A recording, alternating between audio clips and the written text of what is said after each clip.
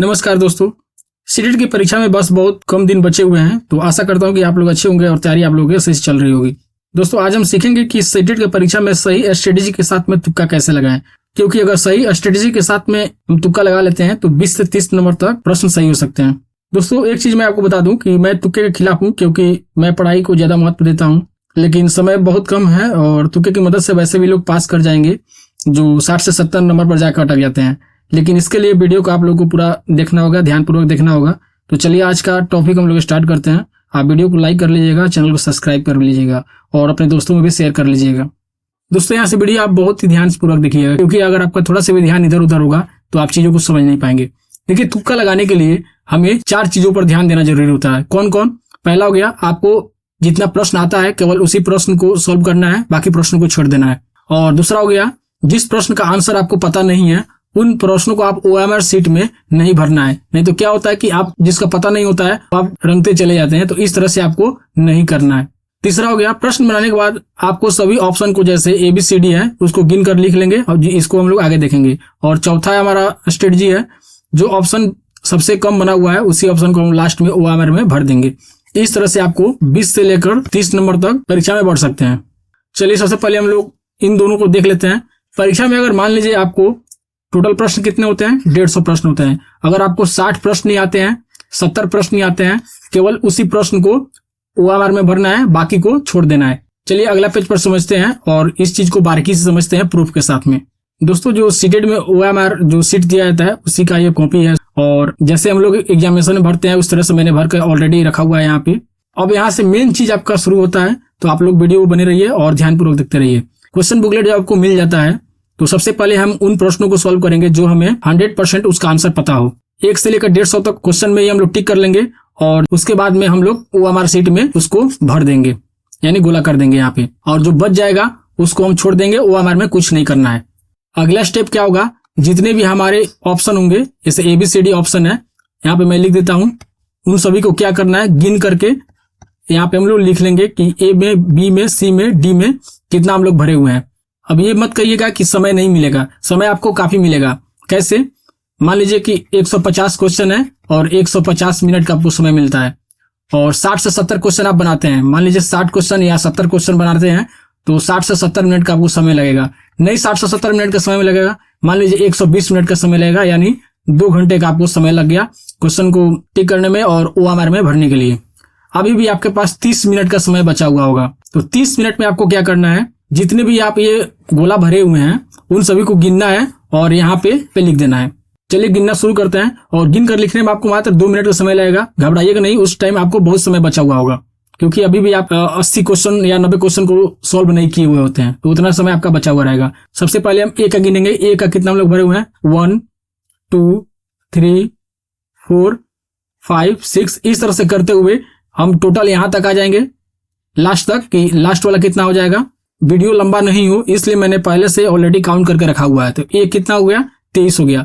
उसी तरह दोबारा हम B गिनेंगे। B वाला कितना है, 1। आप यहाँ पे टिक मत कर दीजिएगा, मैं यहाँ पे टिक करके आपको दिखा रहा हूँ। 1 2 3 4। इस तरह से B वाला भी पूरा काउंट कर लेंगे, और B वाला यहाँ पे हो जाएगा मान लीजिए 18।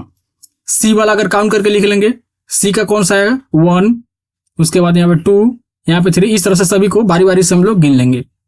C मान लीजिए 12 हो गया, और D को मैं यहाँ पे लिख देता हूँ 17। इतना काम हो गया। अब इन सभी को क्या करेंगे, जोड़ लेंगे। ABCD को मिलाकर हमने कितना क्वेश्चन को सॉल्व किया हुआ है, तो ये हो गया हमारा 70 प्रश्न ऐसे हैं जो यहाँ पे हम सॉल्व करके OMR में भर दिए हुए हैं। तो आइए देखते हैं अब कितना प्रश्न हमारे पास बच गया। तो टोटल प्रश्न कितना होता है, 150, उसमें से 70 हमने सॉल्व कर लिए हुए हैं, तो कितना बच गया, ये हमारे पास 80 क्वेश्चन बच गया। ठीक है, और जो 60 कर पाए होंगे उनके लिए 90 क्वेश्चन बचा हुआ होगा। आइए एक चीज पहले समझिए। मान लीजिए कि परीक्षा में A ऑप्शन आपको 25% दिया हुआ है, B ऑप्शन भी 25% दिया हुआ है, C ऑप्शन भी 25% दिया हुआ है, और D ऑप्शन भी 25% दिया हुआ है। यानी A वाले प्रश्नों की संख्या 30 हो, B वाले प्रश्नों की संख्या 30 हो, C वाले प्रश्नों की संख्या 30 हो, D वाले प्रश्नों की संख्या 30 हो।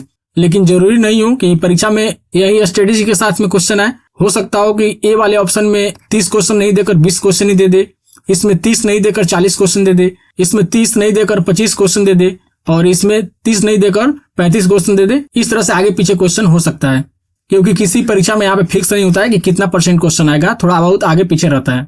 आइए पिछला पेज पर चलते हैं। अब यहाँ पे मेन चीज देखिए, 70 क्वेश्चन तो हमने सॉल्व किया हुआ है और 80 से 90 क्वेश्चन बच गया है। तो 80 से 90 क्वेश्चन को कौन से ऑप्शन को टिक करा जाए, ए को किया जाए कि बी को किया जाए कि सी को किया जाए कि डी को किया जाए, यहीं पर सारा खेला है। ये चीजें आप यहाँ पे ध्यानपूर्वक समझ लेते हैं तो आपको 20 से 25 या 30 नंबर लाने में कोई नहीं रोक सकता है। इसी चीज को ध्यान में रखते हुए मैंने सभी ऑप्शन को काउंट करवा के आपको यहाँ पे लिखवा लिया हुआ है।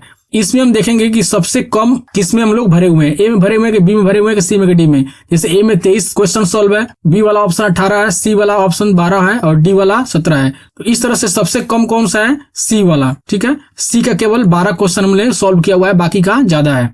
आइए अगला स्लाइड पर चलते हैं, वहां पे हम लोग समझते हैं इसको। हमने देखा कि सी का मात्र 12 क्वेश्चन हमने सॉल्व किया हुआ है। इस तरह से अगर सी वाला ऑप्शन जो है 1 से लेकर लास्ट तक हम लोग भर देते हैं तो निश्चित है कि आपको कम से कम 20 और उससे ऊपर 25-30 तक भी आपका सही हो सकता है। कम से कम 20 तो आपको मिल ही जाएगा।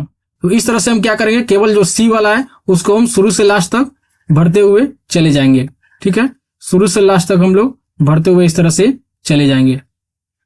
इस तरह से आप लोग भरते हुए आ जाइएगा। मैं पूरा नहीं भर रहा हूँ, वीडियो लंबा हो जाएगा। और इस तरह से हम लोग लास्ट में आ जाएंगे।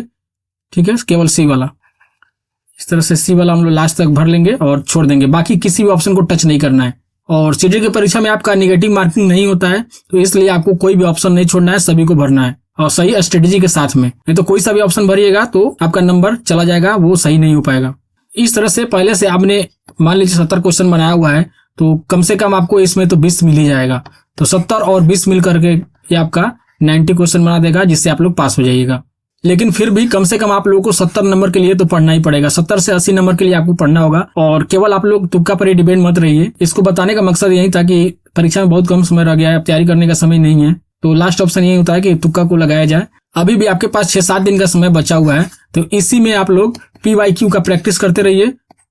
जितना ज्यादा हो सके उतना ज्यादा आप लोग को PYQ बनाते रहना है। और जो NCERT का लाइन है, तो इसको मैंने क्या किया है, शॉर्ट वीडियो के माध्यम से इस चीज को मैं बता रहा हूं, क्योंकि आपको 1 मिनट के अंदर में बहुत सारी चीजें वहां पे इंक्लूड हो जाएगी। मेहनत मैं करूंगा, लेकिन आपको देखना है जो परीक्षा के लिए बहुत ही महत्वपूर्ण होता है, जो बार बार परीक्षा में रिपीट किए जाते हैं, मैं उसी चीज को NCERT के बुक से उठाता हूं और शॉर्ट वीडियो में अपलोड कर देता हूं। तो वहां पे आप लोग देख लीजिएगा, क्योंकि 1 मिनट का वीडियो रहेगा, आपको ज्यादा समय भी बर्बाद नहीं होगा।